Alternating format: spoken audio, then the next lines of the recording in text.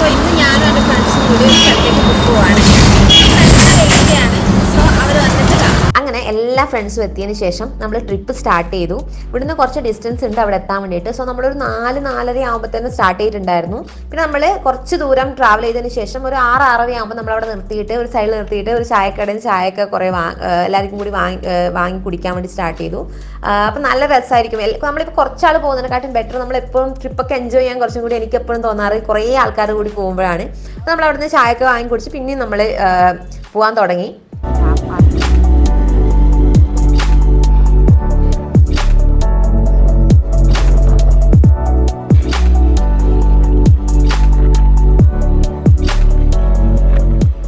രണ്ട് മണിക്കൂറത്തെ യാത്രകൾക്ക് ശേഷം നമ്മൾ മന്ദാരഗിരി ഹിൽസിലെത്തിയിട്ടുണ്ട്. അപ്പം നമുക്ക് കയറി നോക്കാം. അതിൻ്റെ കൂടെ തന്നെ കുറെ വിശേഷങ്ങളും പറയാം. ബാബ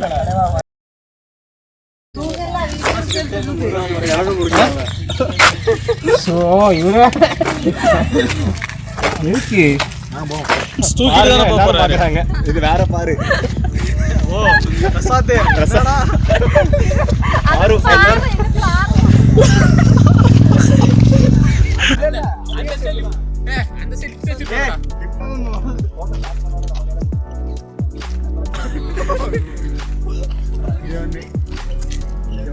അപ്പൊ നമ്മൾ ഇവിടെ കയറാൻ പോവാണ്.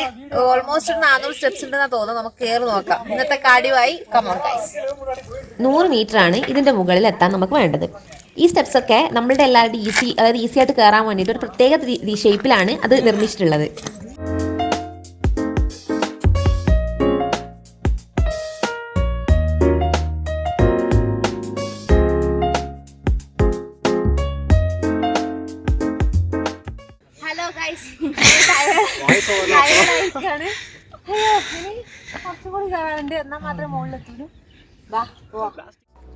നമ്മളിപ്പോൾ എത്തിയിരിക്കുന്ന സ്ഥലമാണ് മന്ദാരഗിരി ഹിൽസ്, അല്ലെങ്കിൽ ബസാഡി ബേട്ട എന്നും പറയും. അത് നമ്മുടെ ബാംഗ്ലൂർ തുംകൂർ ഡിസ്ട്രിക്റ്റിൽ നിന്ന് ഒരു 2 hour ഡ്രൈവാണ് ഉള്ളത്. ഈ ഹിൽസിന് ചുറ്റും തടാകമുണ്ട്. അതുപോലെ തന്നെ കുറച്ച് ജെയിൻ ടെമ്പിൾസും അതിൽ പ്രധാനപ്പെട്ട ഒന്നാണ് പീകോക്ക് ഫെദർ ഷേപ്ഡ് ടെമ്പിൾ.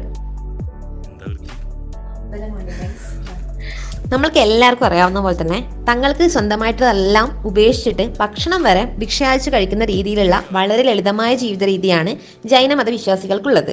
ഇതിനു പുറമെ ബ്രഹ്മചാര്യവും അവർക്ക് അനുഷ്ഠിക്കേണ്ടതുണ്ട്. പുരുഷന്മാർക്ക് അവരുടെ വസ്ത്രമടക്കം ഉപേക്ഷിക്കുന്നത് നിഷ്കർഷിക്കപ്പെട്ടിരിക്കുന്നു.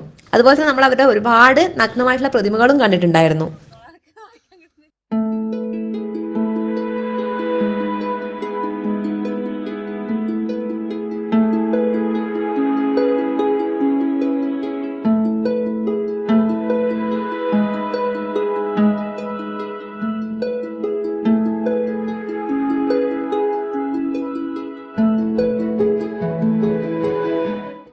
ഇവിടെ ഇപ്പം കുറേ ആൾക്കാർ ഇരിക്കുന്ന പോലെയൊക്കെ കാണുന്നുണ്ട്. പക്ഷേങ്കിൽ അത് ആക്ച്വലി പ്രതിമകളാണ്.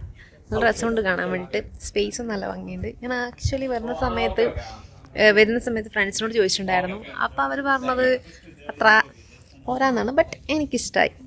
നല്ലൊരു വൈബുണ്ട്. മേ ബി ഫ്രണ്ട്സിൻ്റെ കൂടെയൊക്കെ വന്നുകൊണ്ടായിരിക്കും. നല്ല രസമുണ്ട്.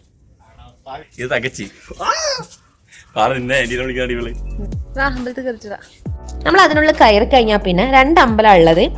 ആ 2 അമ്പലത്തിന്റെ ഉള്ളിലും 2 പ്രതിഷ്ഠകൾ വീതമുണ്ട്. ഒന്ന് നിന്നിട്ടുള്ളതും ഒന്ന് ഇരുന്നിട്ടുള്ളതായിട്ടുള്ള 2 പ്രതിഷ്ഠകളാണ് ഉള്ളത്. 12ാം സെഞ്ചുറിയിലും 14ാം സെഞ്ചുറിയിലാണ് ഈ അമ്പലം നിർമ്മിച്ചിട്ടുള്ളത്. എടാ ഈടുന്ന് ഫോട്ടോ എടുക്കാൻ നല്ല രസമുണ്ടാവും.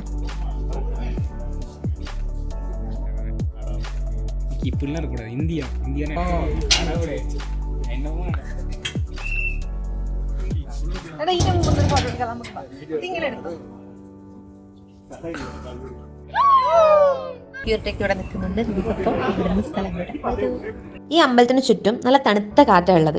പിന്നെ 360 ഡിഗ്രി വ്യൂവിൽ നമുക്ക് ആസ്വദിക്കാനും പറ്റും. പോണ്ട്, മൈഡാല ലേക്ക്, പിന്നെ സൈഡിൽ തന്നെ നമ്മൾ പീകോക്ക് ടെമ്പിളും പിന്നെ ഗുരുജി സ്റ്റാറ്റുവും നമുക്ക് കാണാൻ പറ്റും. കുമ്പറ് മാങ്ങ എല്ലാം ഇങ്ങനെ ഉപ്പും മുളകെല്ലാം ഇട്ട് തന്നിട്ടുണ്ട്. നല്ല ടേസ്റ്റ് ഉണ്ട്.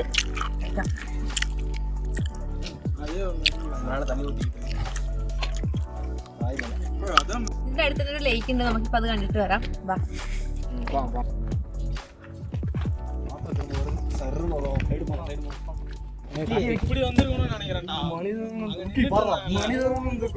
இது மனித காலம் அல்ல.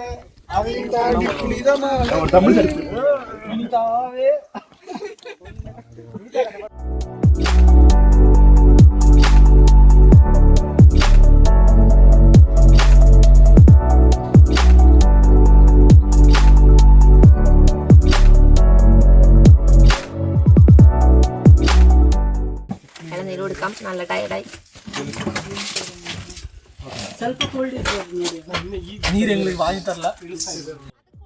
ഇതിന്റെ ഫസ്റ്റ് അട്രാക്ഷൻ എന്ന് പറയുന്നത് ഫുഡ് വെയർ ഇല്ലാതെ മാത്രമേ നമുക്ക് എൻട്രൻസിൽ അലൗഡ് ചെയ്യൂ.